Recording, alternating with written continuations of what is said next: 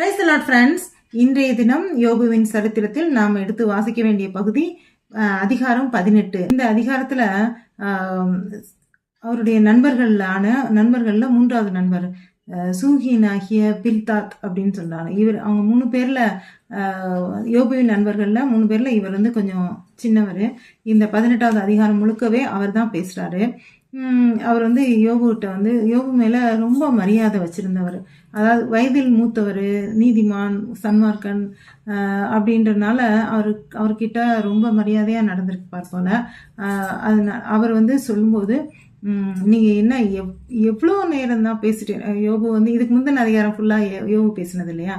அப்போ இவர் சொல்றாரு, நீங்க எவ்வளோ நேரம் தான் பேசிட்டே இருப்பீங்க, பேசி பேசி உங்களுடைய ஆதங்கத்தை வெளிப்படுத்துறீங்க, இது பண்றீங்க, உங்களுடைய நீதிமான் அப்படின்ற உங்களுடைய இது லெவல்ல இருந்து கீழே இறங்குற மாதிரி இருக்கு. நீங்க வந்து பேசிட்டே இருக்காதீங்க. எங்களுக்கும் கொஞ்சம் நிறைய விஷயங்கள் தெரியும். நாங்க சொல்ற விஷயங்களை கொஞ்சம் நீங்க வந்து நீதிமானை போல காது கொடுத்து கேளுங்க, அமைதியா இருங்க.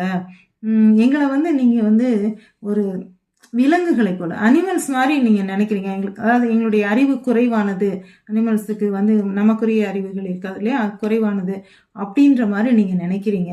அப்படி கிடையாது. எங்களையும் கொஞ்சம் பேச விடுங்க அப்படின்னு சொல்றாரு. இந்த ஒரு 1 2 முதல் வசனத்துல வந்து யார் பேசுறாங்க அப்படின்னு போட்டிருந்துச்சு.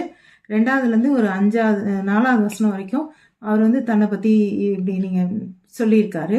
அதுக்கு அடுத்து வந்து துன்மார்க்கம், நீங்க வந்து என்ன நினைச்சிட்டு இருக்கீங்க, நீங்க இது நீதிமானுக்கு இருந்தே நான் அப்படின்ற மாதிரி, ஆனா கடவுளுடைய கடவுளுடைய பாரம் வந்து கடவுள் எனக்கு கொடுத்த பாரம் ரொம்ப தாங்க முடியாதா இருக்குன்ற மாதிரிலாம் சொல்லியிருப்பாரு இல்லையா? அது வந்து நீங்க ஏன் அப்படின்னு நினைக்கிறீங்க? துன்மார்க்கனுக்கு வரும் கஷ்டங்கள் என்ன, அவன் வந்து என்னென்ன வாழ்க்கையில் என்னென்னலாம் சந்திப்பான் அப்படின்றத இந்த 5வது வசனத்திலேருந்து கடைசி வசனம் 21வது வசனம் வரைக்கும் தெளிவா ஒன்னொன்னா, அதாவது லோக்கலாக சொல்லணும்னா பிரித்து மேய்ஞ்சிருக்காங்க அப்படின்வாங்க. லைன் பை லைன் துன்மார்க்கனுக்கு என்னென்ன நடக்கும், எப்படிலாம் துன்மார்க்கன் கஷ்டப்படுவான் அப்படின்றத, அவனுடைய கால் கண்ணியில மாட்டிக்கும், அவனுடைய பாதங்கள் சரியான பாதையில் நடக்காது, அவனுக்கு வந்து வாழ்க்கை இருளாக இருக்கும், அவன் வந்து இருளடைந்து அவனுடைய மனசு இருள் போலவே அவனுடைய வாழ்க்கை அமைஞ்சிருக்கும். அவனுக்கு நல்ல விஷயங்கள் எதுவும் நடைபெறாது. கடைசியில் அவன் வந்து இருளடைந்த பாதாளத்துக்குள்ள போவான். அப்போ கூட அவனுக்கு வந்து பாதாளத்துக்கு போறான்றது தெரியாது. அல்லேலூயா.